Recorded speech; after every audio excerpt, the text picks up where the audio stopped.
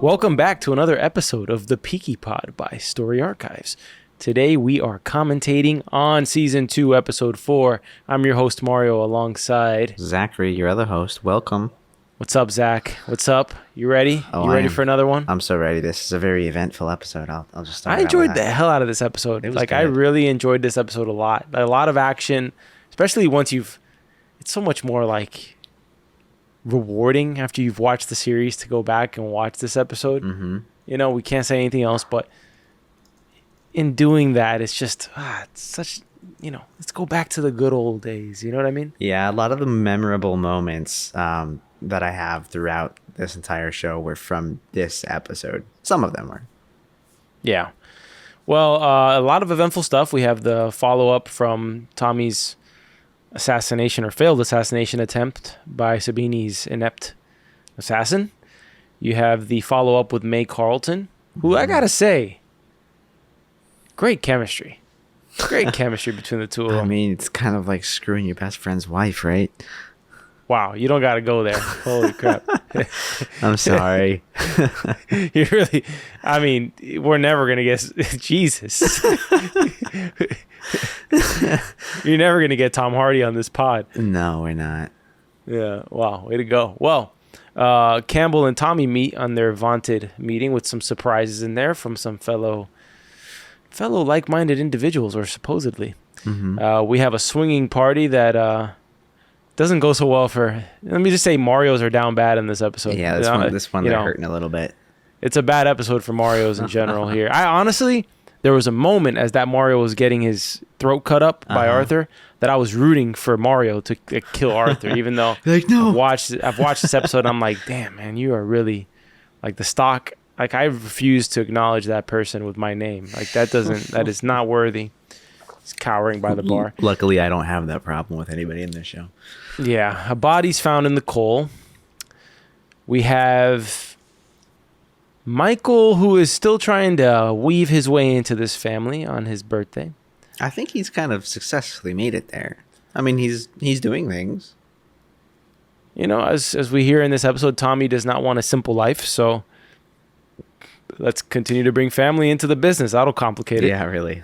They'll make it plenty complicated. Yeah. You have an interaction with Johnny Dogs at the dock, which I would assume means that Johnny Dog's been skimming boxes off the boat, and Tommy is low-key telling him, if 25 turns to 24, it's fine. But if 24 turns to 23, that's a tax. Uh-huh. And we don't pay tax. I don't know what that means, but I think it means that you're gonna have to do something with Johnny Dogs there. I think it's that he's been skimming and then selling stuff, and Tommy wants his cut. Arthur's been ordering apparently 600 pounds of olives. Which is 600 pounds worth of olives. Olives is a new code word for cocaine. I like Olive Arthur. Yeah. We get Sabini and Alfie interaction, which seems to be that Tommy's in for some rough tidings in the future, if those two are truly in an alliance with each other. Which, for how swimmingly everything's going in this episode for Tommy, something was bound to go awry, and let's just put that at the top of the list right now. Yeah, I mean, he has been kind of preparing for his demise in this episode, so I think he kind of suspects the possibility of something going wrong. Now we just kind of see it coming into play. We get Tommy treasure hunting in May Carlton's mansion with a map leading to a certain bedroom spot with an X on it. A certain bedroom. It was a very big house, by the way. I like Tommy's pickup line. Do you want to fuck? Yeah. Yeah, try that next. Try that next. This could be really straightforward. I'm gonna walk into. Does that work? I think what we need to do, we need a YouTube channel. We try all these that lines. Copies Tommy's tactics, and we'll see if they are successful. I do bad things. I think they would work. I think they would, in the right circumstance. I mean, you find the right person, I'm sure. You know what I mean? Like, he says it, but it's not like over the top, Yeah, I guess it is. We're just like fans of Tommy. So I don't know. I mean, it's over the top, but at the same time, it's just hilarious because it's so straightforward. It's just like, get out of the way. He's saying life is simple. Business and pleasure do not mix. Mm-hmm. So, let's get this out there now before the booze starts doing the talking. Mm-hmm. I'd say a wise business move, you ask me. Yeah. That's a good way to put it. we get a bar fight with Isaiah and Michael and the repercussions of being related to the Shelbys. Of what happens. You can't just get in a bar fight if you're a Shelby. Like you fight in the bar and you're a Shelby, you burn the bar down. That's what happens. Yeah. I had an interesting conversation with somebody about all of these characters that have become popular since Breaking Bad and since Mad Men. It's a bunch of characters that are these gray area protagonists. They're like antagonist, protagonist. I wouldn't put all of them in the antagonist category.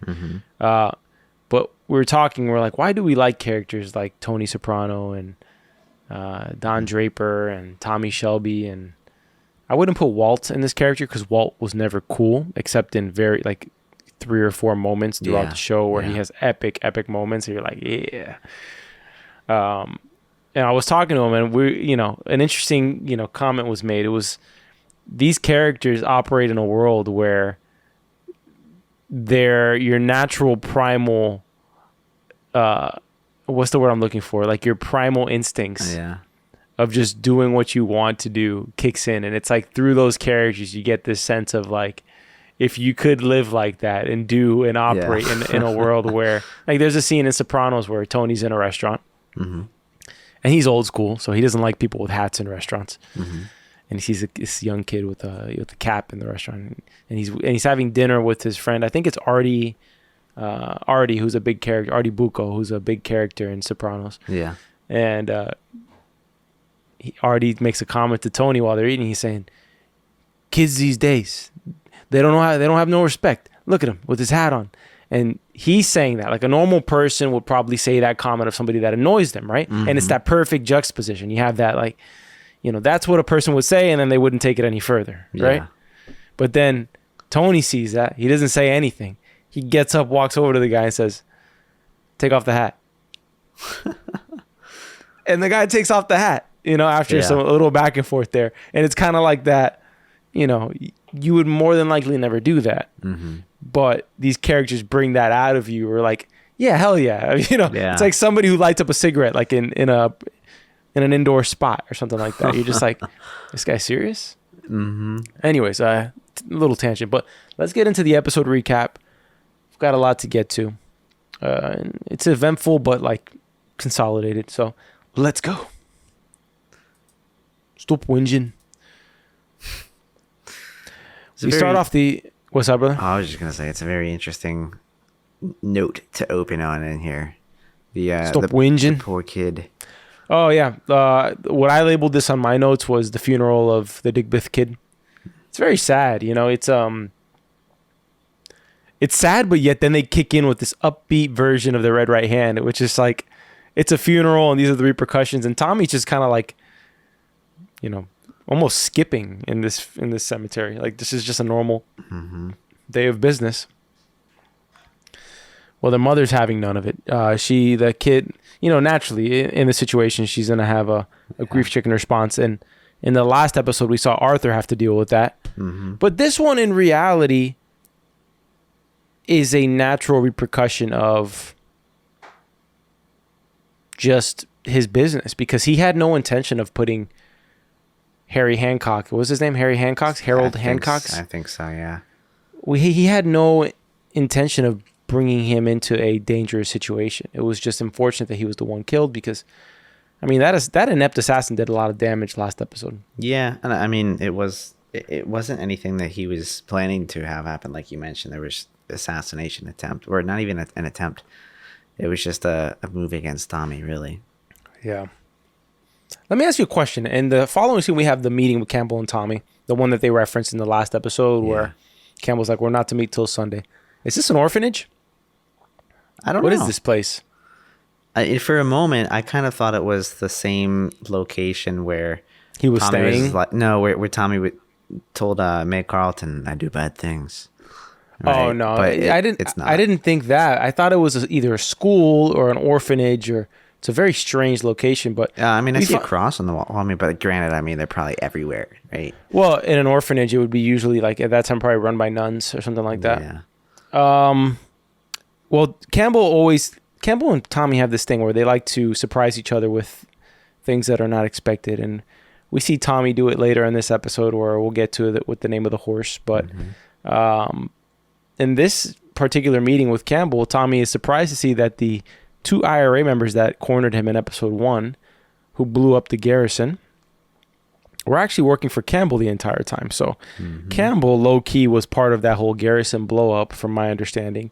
And the assassination that Tommy carried out on behalf of the IRA was actually an assassination given to them to carry out by the Crown, right? Yeah. So Campbell's been pulling the strings the entire time here, which clearly makes Tommy lose his cool in this meeting a bit, to the point where he storms out, says no to assassinating the next man.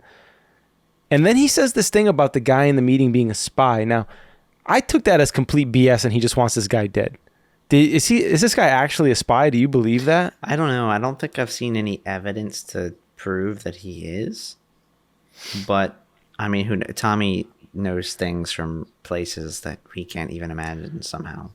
He does, but could he just be digging a further hole for Campbell to entrench himself in? Like, hey, you're gonna assassinate this guy from the IRA. It's gonna cause a division with this like little secret alliance they have going on, and then that's done with. I mean, it could be. I could see that.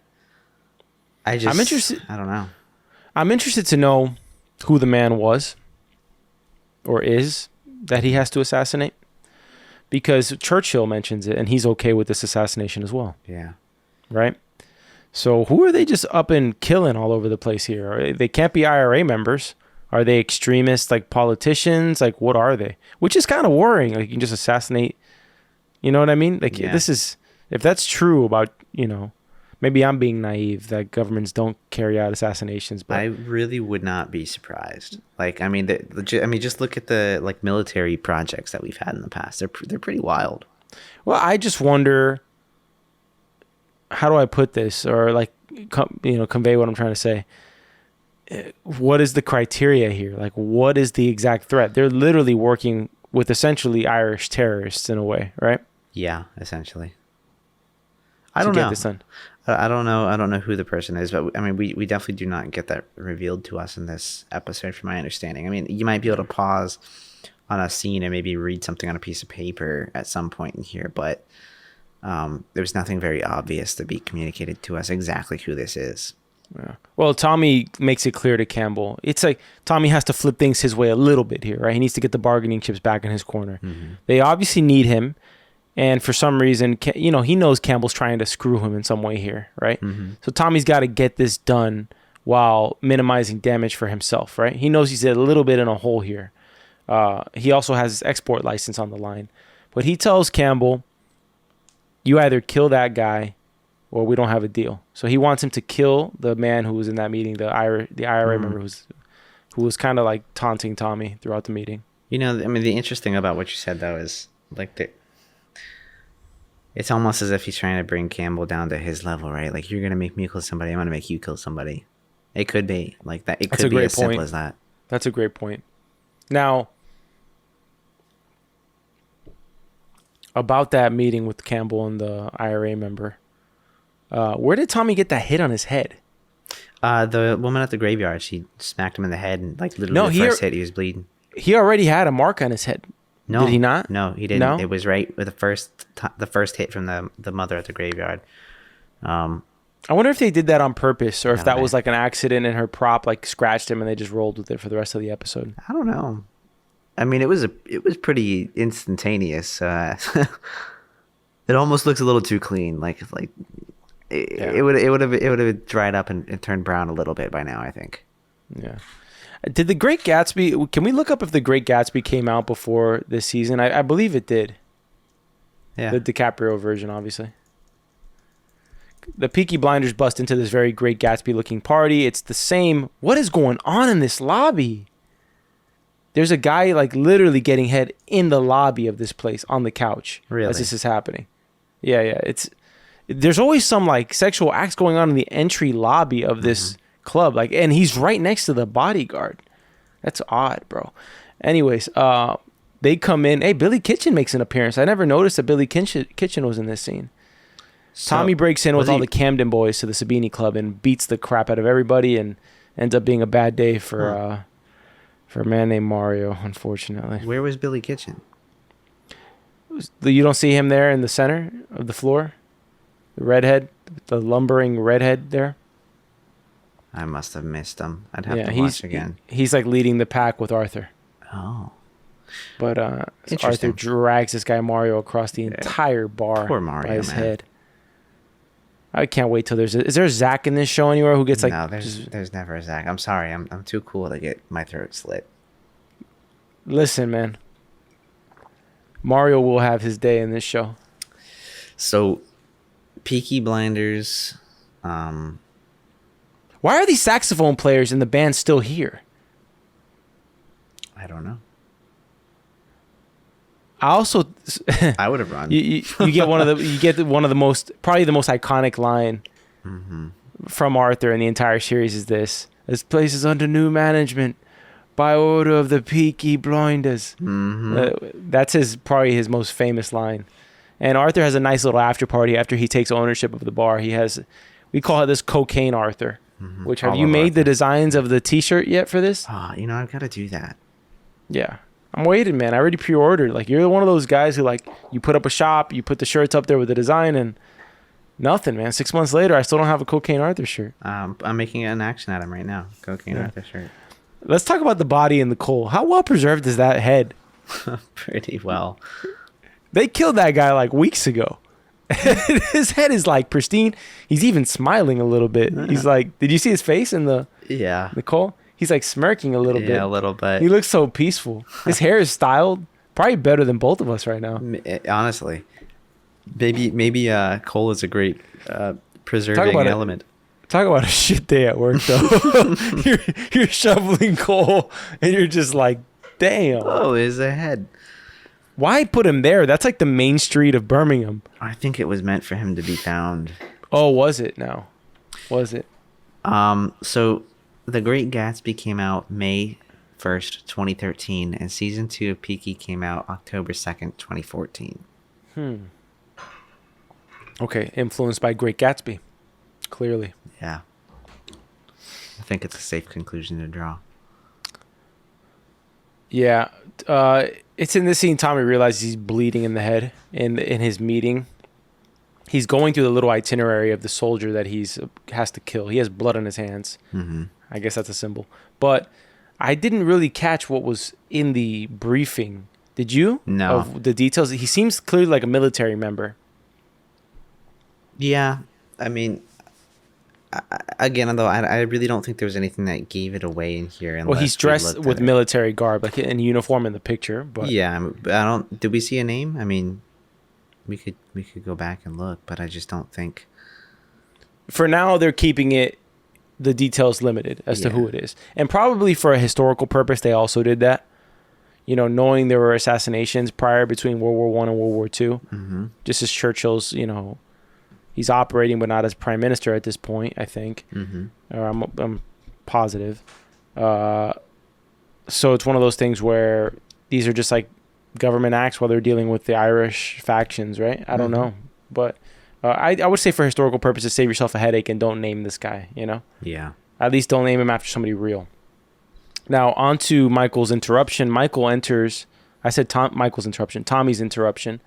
Michael enters his office and essentially wants to talk him into being the accountant clerk. Michael's smart. I got to give him that. He sees a hole. He sees Arthur. He sees John. He says, those guys are no good with numbers. The only one smart here is Tommy. Think about it. That's clearly what's going on here.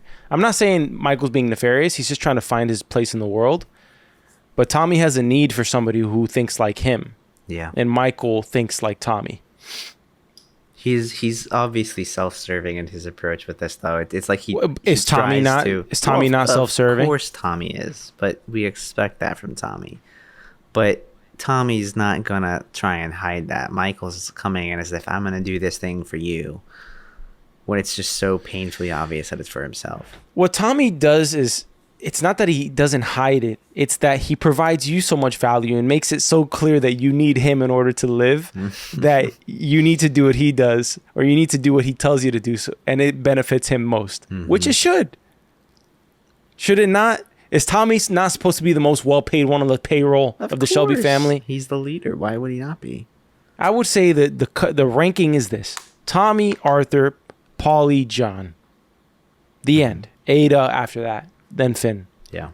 Or Finn and then Ada, probably. Ada and then Finn. Finn's the youngest. Because what? What does Ada do? What does Ada do at this point? She's older. Okay. She's closer to Tommy. I'm trying to operate a meritocracy here, not a... I mean, I guess you're going with the... I get what you're doing. Ada's socialist, and you're trying... I see what you're doing. I see it. Mm-hmm. Yeah.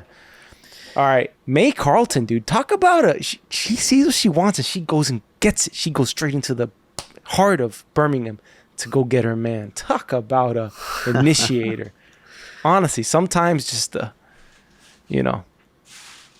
sometimes you just gotta say, man, that Tommy Shelby charm just comes calling from the highlands of the estates of May Carlton and brings them down into the bowels of the Shelby criminal empire. You're pretty passionate about this here. It's kind of funny to see her lack of shock based on where we know she came from. Well, she just seems like a good girl who's in for looking for a good time, Yeah. Oh, I get it. Right? And John Boy's looking like he's trying to get in first when he first sees her, know? Which is interesting. Especially with his wife right there. Yeah, it's hilarious. It's hilarious. And Esme is just kind of chilling back there. May has come to see Tommy because of the horse. Tommy has hired her to train the horse for the derby. Mm-hmm. Or the derby, as we say in the States. Yeah, I think it's more lame to say the derby. The name of this place is a gambling den, by the way. Did we say Kentucky Derby? We should. We should go to the Kentucky Derby. Yeah, yeah, I'm down. There's a place over here that does horse races, just in Pompano, I think. I don't think that's legal though, Zach. I don't think you should say that on the air. What are you talking about?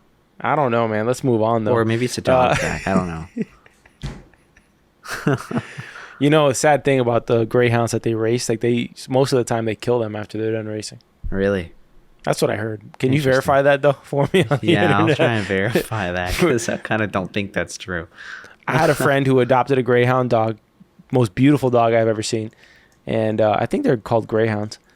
Mm-hmm. But they get very skittish. I'm assuming a lot of those dogs are not treated well that are race dogs, and this dog, like, he would see humans and he would run away, which is not a good sign. But it is fast true. As hell. It is true that a lot of greyhounds are killed every year because of their lack of winning potential. Interesting. I've got a lot of knowledge up here, just random knowledge, man. I'm telling you. You ever need some? Let me know. Right. May comes to see the horse, and I know what an Arabian looks like because I play Red Dead Redemption 2. So like when you go to the horse stalls and you go buy an Arabian and you're like, this horse is way too small, and you know exactly what I'm talking about though. Yep. So we find out. I'm gonna skip forward a little bit. That Tommy wants to name the horse Grace's Secret. Yeah. Fantastic name. It really is a great name. Very, very petty. Like in terms of petty level, 10 out of 10 for Tommy there. Don't you think? Extremely. I've also got a comment. That was just a massive amount of gin. Oh, well, something. Let me ask you a question. As somebody like you who prides themselves in mixing a good drink, did a little part of you be like, maybe I'm too good at mixing drinks? Like, look how cool Tommy is, and he's just pouring 3. Like, maybe I need 4 ounces of gin. And she's like, "Are you gonna mix this with something?" With what? Yeah, I'm honestly, I will tell you this. I don't care if it's Tommy. The question he asked her if she wants to have sex with him, she would have been more offended. But maybe she's not because she's a widow. And what I mean by that is that she's dealt with the most pain you can deal with, so she can deal with rudeness. She's clearly interested in him. She can tell he's a wounded soul as well, and she's looking past his gruffness because she's done her research on him. Probably wouldn't have even gone down there if she didn't find out that he was an honorable person in the military, right? Because she has men in the military that she put his name through because apparently he doesn't exist in the credit checks. Oh man, Tommy Shelby, but just epic to the point of not existing on a credit check while he's buying up properties all over London. Hilarious. Of course. Well, I mean, he's buying it with cash, so who cares? Can I just say something? Like when I first watched this show, sure, I liked Grace more. But then when I watched this show again, I like May more. Like, I like May better. Like, I'm not going to say too much, but I like May and Tommy more than I like Grace and Tommy. Because I feel like May has made peace with who Tommy is and, and how he makes his living. While Grace has these kind of fantasies of like reforming the bad guy. Like every girl has that thing, like, I'm going to fix the guy. You're going to fix him. Yeah. Which is why, why a lot of women settle. They get in, let's go on a tangent. Go.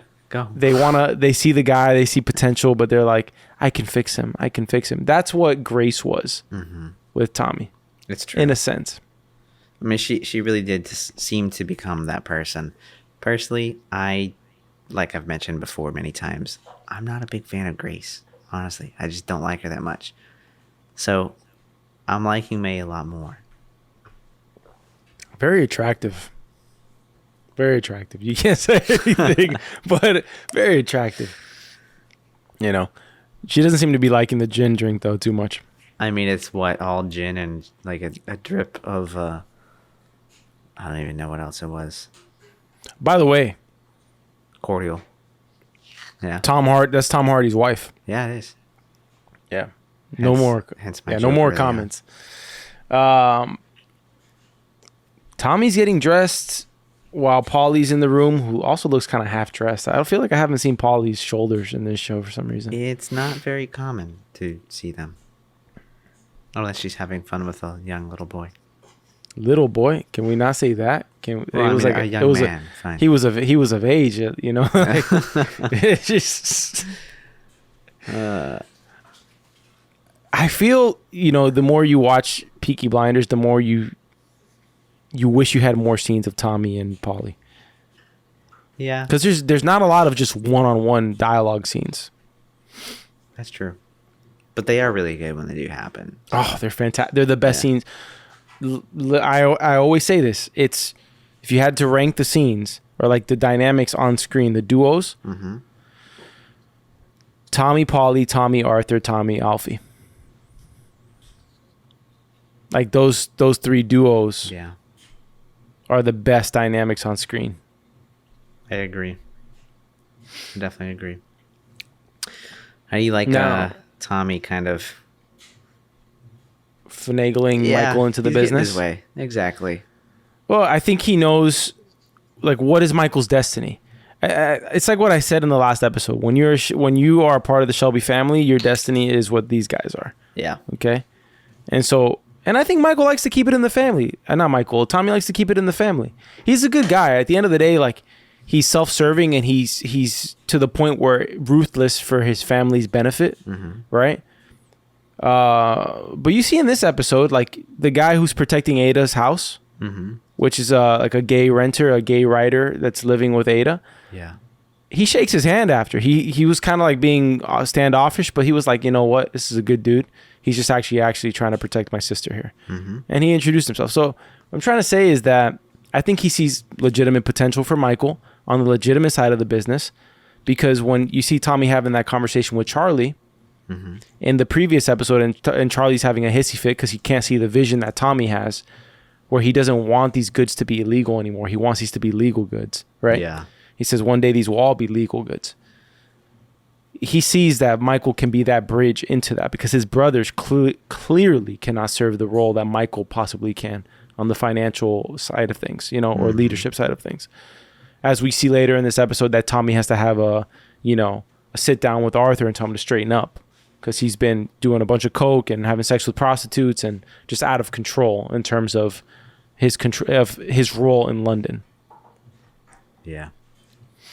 Speaking of the gay guy with Ada, he plays Prince Charles in The Crown, Josh O'Connor. Really? And you know what? He looks like Charles. Yeah. He looks like freaking Prince Charles. Yes, he does. Yep. I was looking at him. I was like, who does this guy look like? That's a great casting choice for like a young Prince Charles. It was incredible. I mean, if you have not watched that show yet, he's got the nose. He's got the nose and the ears. You know what I mean? Michael's. Why are they trying Scotch whiskey? Is that Tommy's original brew, or is that Like where did he? I don't know where he got distill it from. this. I don't know. But I mean, the intent is to get it to the U.S., right, where prohibition is currently in place. Well, they have use of the Camden docks now that he makes clear, right? Yeah, very clear.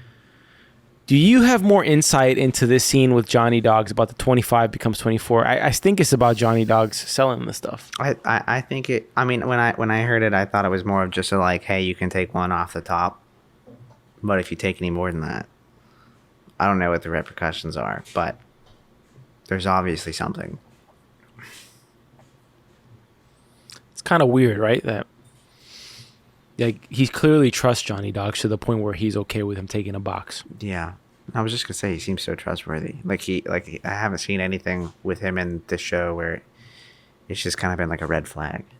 I love when he says, "I hate to see you not married yet. I have a cousin that'd make your life hell." That's a great line. Oh, it's clearly a message he's sending to Johnny here. Like, you need to chill out with stealing the boxes.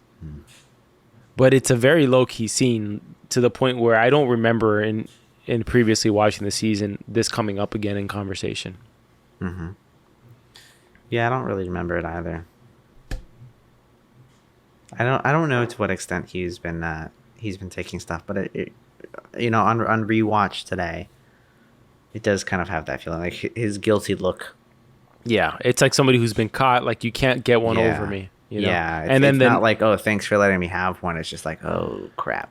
And you have Billy, the next line that he says on the stairs as he's waiting for Tommy is, "We put bars in the windows," essentially like protecting the goods. Mm-hmm. On to Arthur and... another girl. Cocaine Arthur. Third of the episode? Yeah, I mean, the first two were at once. Yeah.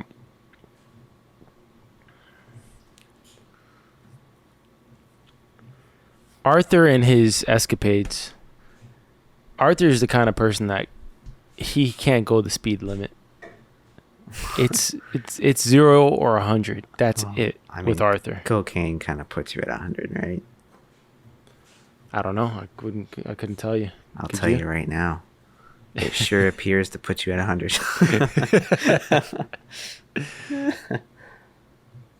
I like how he's trying to give Tommy the runaround. It's the previous scene, he's having a talk with Johnny Dogs about stealing boxes, and here he is telling his brother like 600 pounds of olives and the onion fucking things. Little bits of onions. Like, what are you trying to BS me for? This really makes me wonder what 600 pounds worth of olives looks like. Like, is that a room full of, like a room full of olives? Like, I would assume it covers like 600 pounds of olives. Well, keep in mind we're talking about monetary value. Oh, okay. Yeah, 600 pounds back then. Yeah.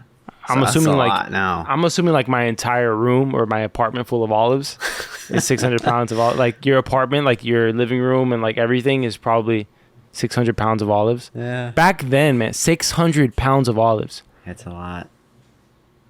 Can we look that up? Yeah. Look up the price of olives back in 1922 or 1925. I'm doing it. Keep things rolling while I try to calculate this with my perfect math. Yeah. You're not missing much. It's really, in this scene, it's just a long discussion where Tommy threatens Arthur with taking away London from him and giving it to John.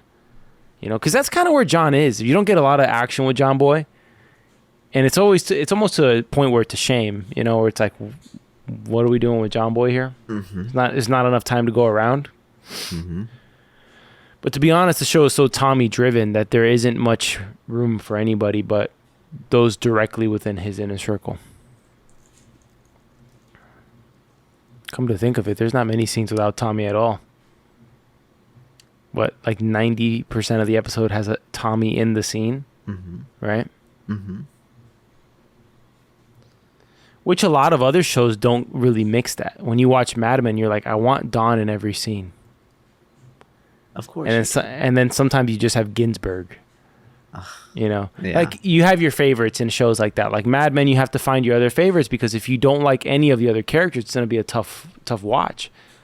which you learn to love. Like Roger becomes like your favorite at certain points, and Peggy's great at certain points, and Joan is amazing in certain points, and Campbell's a weasel at every point for the most part.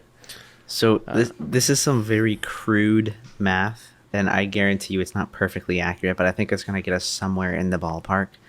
And I would bet money on it being higher than this number, but I think that would get you 11,000 like metric pounds of olives. Yeah. Wow. 11,000? I think so. You know how many olives that is, man? Not I don't know what to say about that. All right, so what we missed in between those scenes with Arthur, you have Tommy scoping out the house. He's pretty much casing the house of the man he has to assassinate. He finds out that it's pretty guarded by police, who immediately tell him, hey, stop loitering. Yeah, like 30 seconds in. Yeah, and he visits Ada, where we already mentioned that she has a renter there, and he begins to talk to her about just business, general business. It's not really a incredibly pivotal scene, but Ada's just by herself in London. It's just she's kind of disconnected from the family at this point. Well, I mean, she really wants to be.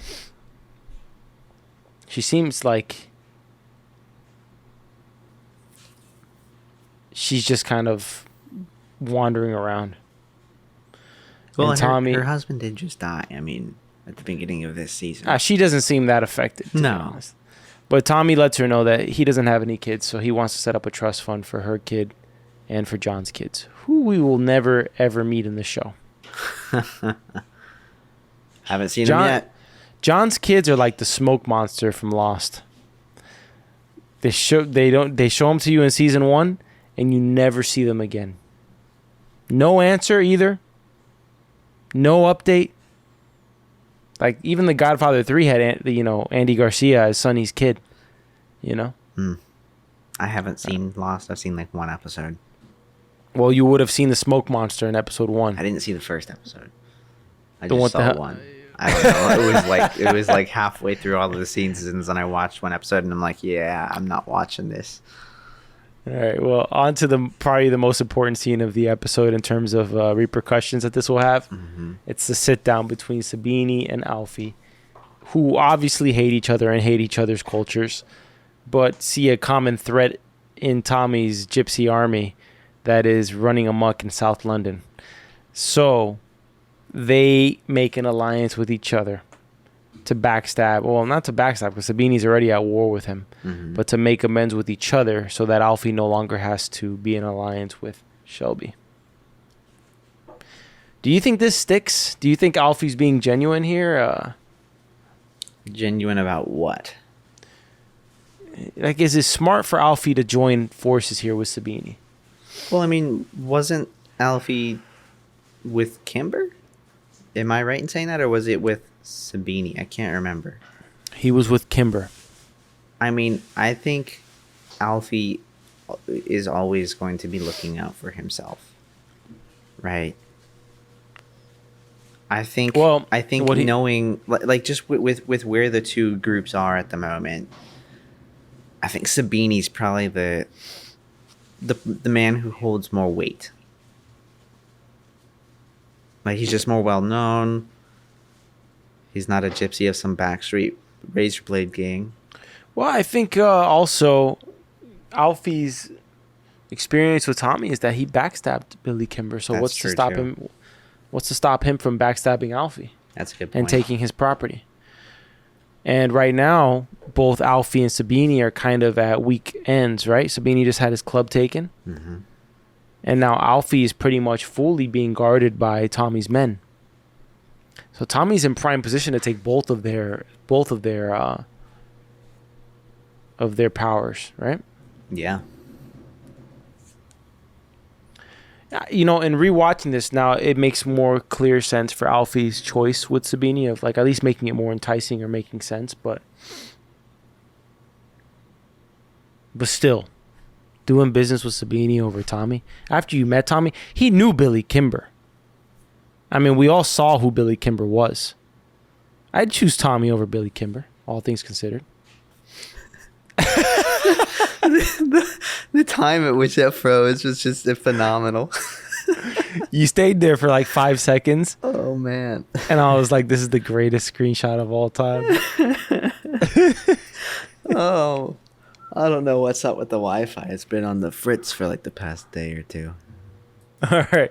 Well, I had asked you about, I think that it makes more sense in hindsight for Sabini and for Alfie to join up, knowing the position that Tommy's in to take complete control over London, in my opinion. Yeah. Yeah, especially after backstabbing Billy Kimber. I mean, you never know what to expect from him. He's a wild card. Yeah. Well, they both agree, at least we don't get like this complete confirm or handshake shown between Alfie and Sabini, but we do get a little head nod and like this look on Alfie's face like he's considering it, at least, you know? Yeah. I think Alfie doesn't give a damn. He could see Sabini dead or Tommy dead. He just wants to make sure Alfie's okay. I really liked Tommy rolling up to make Carlton's house. He just pulls up, the car stops. Fuck. I think, you know, that scene kind of shows Tommy, he thinks he's hot shit in Birmingham, right? Yeah.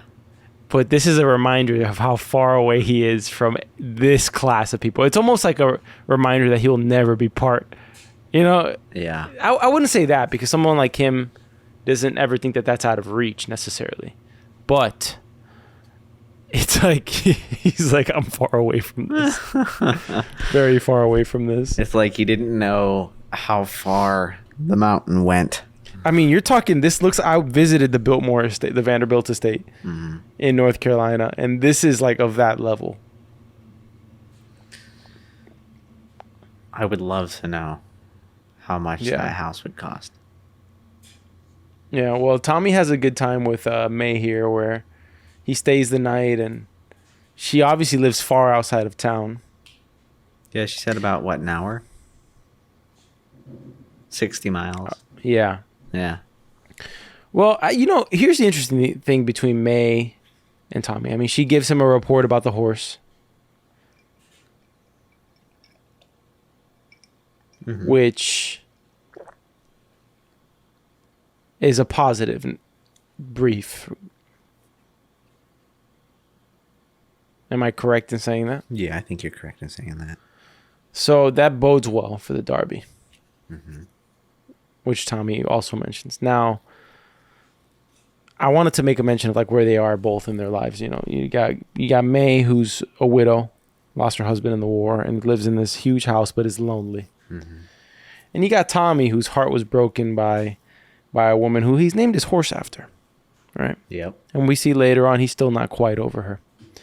So we pretty much have two people who are trying to get over somebody. Yeah. All right. Which is like an understandable place to be in terms of like they both can serve each other in a good way, if that makes any sense. You know? So in this scene where they're both kind of like being shy about staying over the night, because Tommy's kind of facade goes away once he leaves Birmingham. He's out of his element. He's very far out of his element. But he is very much making her admit that what she wants to do is sleep with him. You know? You think it's like a power move? It's not a power move. It's, if you want me to stay, acknowledge why you want me to stay.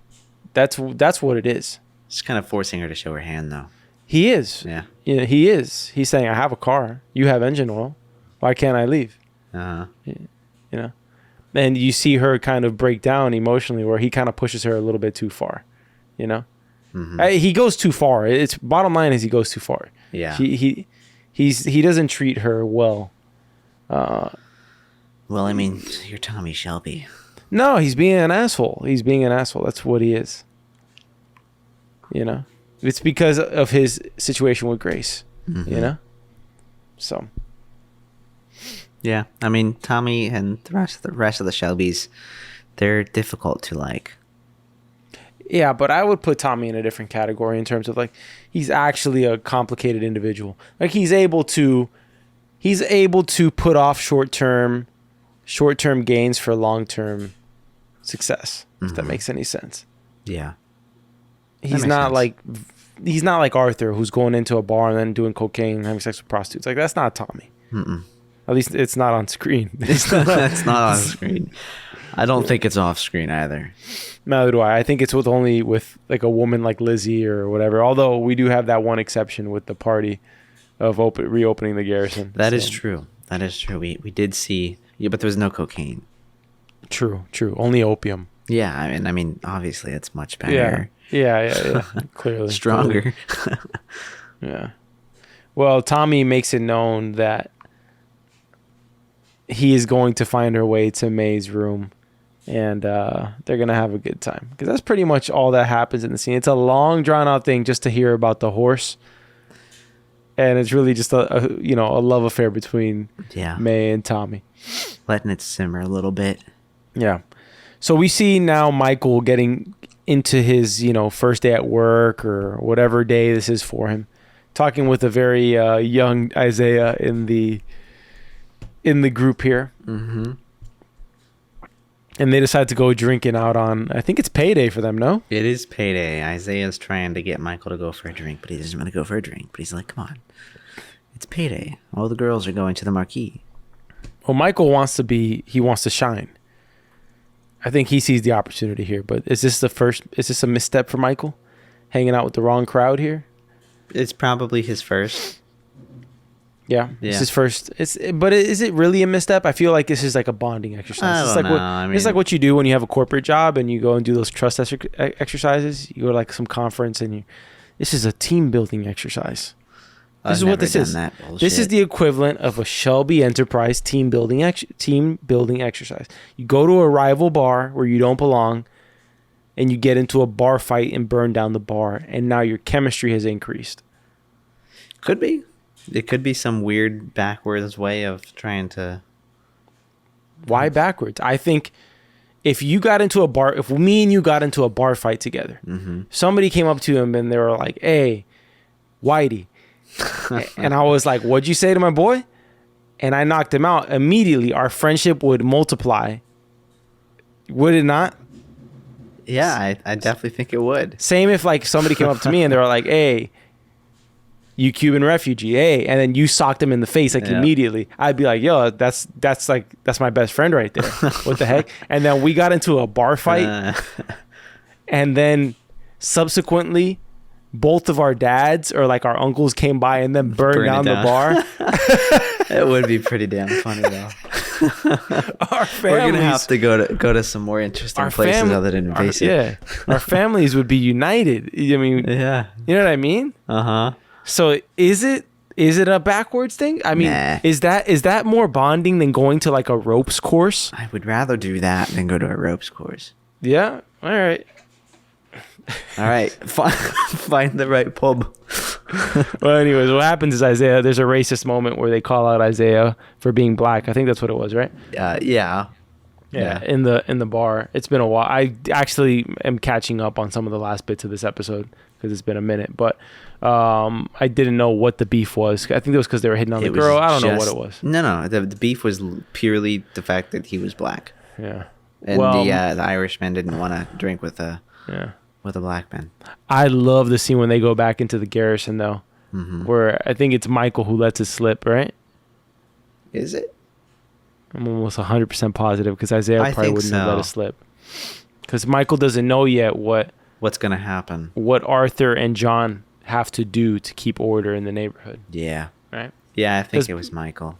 Because they're in charge of reinforcing the law and order in their neighborhood, right? Mm-hmm. And Arthur looks proud. Like he sees some blood on Michael's car. He's like, "You've been scrapping?" And you see John and Arthur looking at I love how him, Finn, and John stand up, right? Yeah, sit back down, Finn. Yeah. And Isaiah lets him know, like, what the situation was, you know. I almost feel like, you know, seeing this little back and forth between Isaiah and Michael, I feel like Isaiah knew it was going to happen and knew a fight would break out and just wanted the place to be burnt down. I don't know about all that, but I mean, what a shame. The Marquis of Thorn was a nice pub. yeah, I think he knew it was inevitable that they would find out, right? Yeah. Now, at the end, we have this nice montage between Tommy burning down the flames of May Carlton's bedroom and Arthur and his men. Jeremiah, I think, who's Isaiah's father, if I'm not mistaken. Yeah, the preacher. He's there, you know. he's there. I like how you mentioned that. He's there, and they're burning down the bar in their own way. But yeah, it's kind of like just Arthur makes sure to get the money out of the register though before. Well, of course, I mean, before they're out of there. Spring the establishment. Yeah. On to. I think John gets like the most shine in this scene, if anything. You think? Yeah. I mean, compared to last season, I would totally disagree. If you're just talking about this season, yeah, there hasn't been a lot. Oh, I'm saying this season. Yeah. And as they pass by Michael and Isaiah, Michael is like, he thinks it's about him. Mm-hmm. And John lets him know it's not for you. It's for the name of the company. It's for the Shelby name. And that's a good lesson for him. Like, hey, this isn't about you. Mm-hmm. Our name is bigger than us. Yeah. You know, the name on the back of the jersey is not bigger than the name on the front of the jersey. You know what I mean? That's why the Yankees don't have the last names on the back of their jerseys. Because that Nike emblem, the Yankee emblem on the front, that's what it's about. All the Red Sox fans left, immediately stopped listening to this pod. Now, once again, for some reason, the church is a nice meeting place for Tommy. Yeah, I noted that as well. I don't know what the deal is. Campbell sets the date for the assassination and tells Tommy, you're going to have to deal with the coppers, which is clearly a setup. Mm-hmm. And Tommy lets him know what he thinks of Campbell's word, which is that he thinks it's worthless, which it is worthless. Mm-hmm. And he's told Campbell that he has been planning for his own death for weeks now.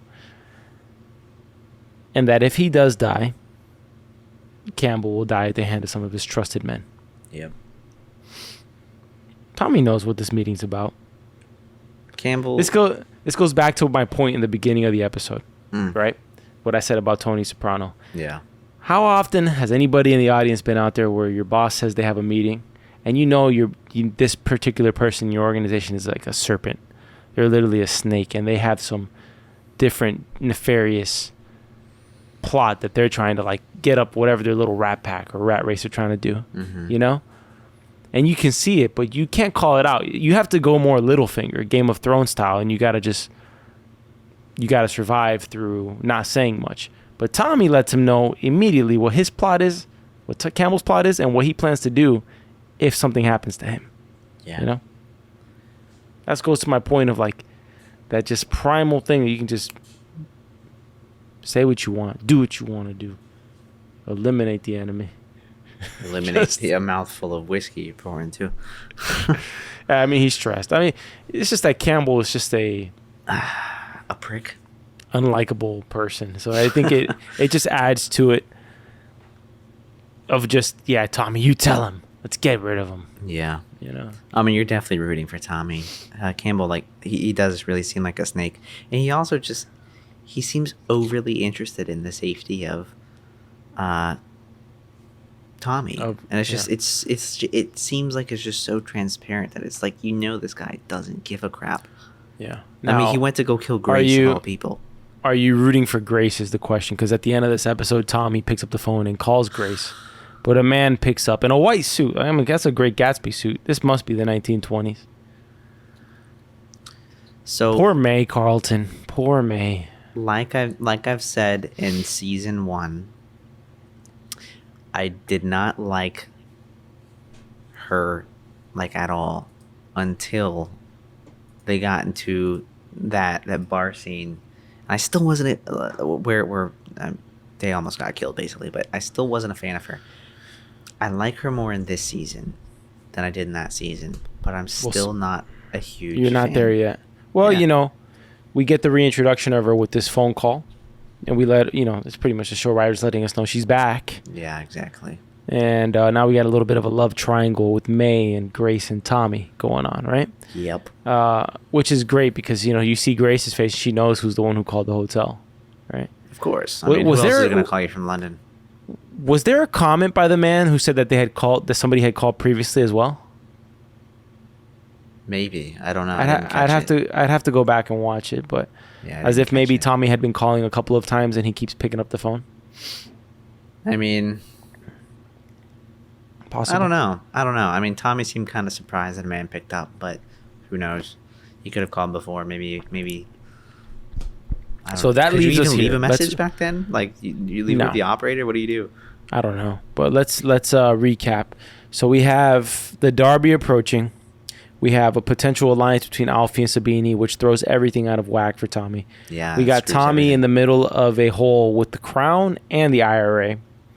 So we have Tommy potentially up against 4 different factions: the British government, the IRA, the Italian mob, and the Jewish mob. He has no idea that he's at this much risk with all 4 of these groups, while he also has a love triangle brewing. I was just gonna say he's a political Grace and May. triangle, a gang triangle, and a love triangle going all at the same time. Yep. So it's pretty much he's like the man underneath the coal, but he doesn't He's know not it dead yet. He's not dead yet. So excellent point to leave off. It's just a roller coaster from here on out in season 2. And that's a wrap on episode 4. We have 2 more to go. We're not going to be recording next week. And we will be wrapping this up on the second week of May. Mm-hmm. Yeah. Or the first week and a half of May. We'll be done with season 2. And on to seasons 3 and 4. For sure. All right. Let's get into the categories, Zach. All right. Number 1, best scene.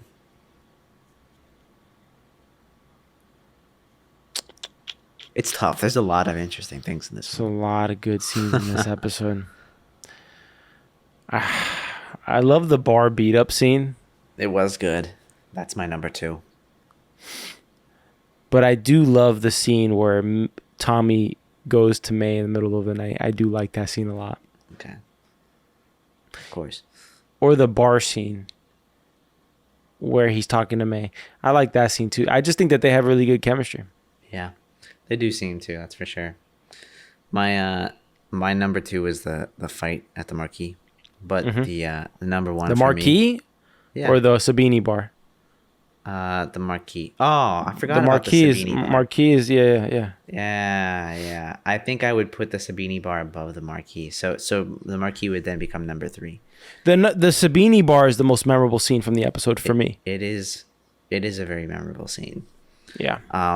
My favorite scene though, I think, was the meeting between Sabini and Alfie. The dynamic in there was very interesting. Yeah. Really? See, that wasn't even in my tops. Maybe because I'm rooting against the alliance, that I'm like being biased against it. But I mean, a lot happened in there, and I mean, we get the seeds of Alfie betraying Tommy essentially at this point, right? Mm-hmm. Which would put them on, I guess, level playing fields of both stabbing a partner of some sort in the back, right? Mm-hmm. Okay. Best lines of the episode. I've got 2. I like the line when he just straight up asked May, like, "Do you want to have sex?" I was like, "Do you want to fuck me?" And I think I love that line. And then I also like, I don't know if I'd put that in the top, but I love probably the number 1 line is Arthur. Yep. "This place is under new management." I order the Peaky Blinders. Yeah. That's my number 1. That I also like. I don't know. I like the May scene where he says, "In the middle of the night, I'm gonna get up and I'm gonna go to your." Like, I like that scene a lot. Like, that's a build up. I just like it. Yeah. My second favorite line of the episode is, "If you don't know, then you don't fucking know, do you?" Where's that Alfie. from? Alfie telling Sabini. It was great. Yeah. Yeah. Most memorable character. It's got to be Arthur in this one, no? Arthur's all over the place. He's dominates a bar. He is all over the place in this one. He's with a bunch of hookers in this episode. It's Cocaine Arthur is like on a what do you call that? Like a bender. Rampage. He's on a bender. And then he goes and burns down the Marquee bar too. I mean, like he's on a roll. So I go Arthur number 1 in this episode. Okay.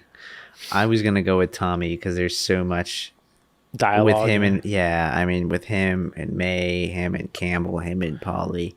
Well, it's always like Tommy's top 2 at least, right? In every episode. I mean, he's realistically always at least number 2. Yeah. But yeah. Any other moments that stood out outside of Arthur? I like the dynamic with Finn, like when they push him down to go. Yeah, I like that moment. I like the Johnny Dogs moment at the dock. That little subtle subtext that's being said there, but not really just, spoken plainly. Mm-hmm. Maybe other shows would be like, Johnny, have you been stealing from the boat? Yeah. And Johnny would be like, why would I steal from the boat? I didn't steal from the boat. Well, Johnny, we happened to find a box. So, you know what I mean? Like other shows would probably do something like that. Yeah. The king of subtext, in a show is Mad Men.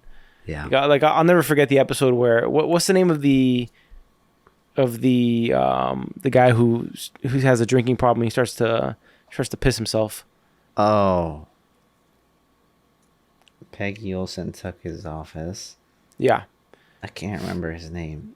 Not important, but you remember before when they fire him, they go out for one last night drinking. Mm-hmm. And they're sitting at a bar. It's him, Roger, and Don. And Roger starts talking. He starts talking. The guy who's getting fired, his name's Freddie. Mm-hmm.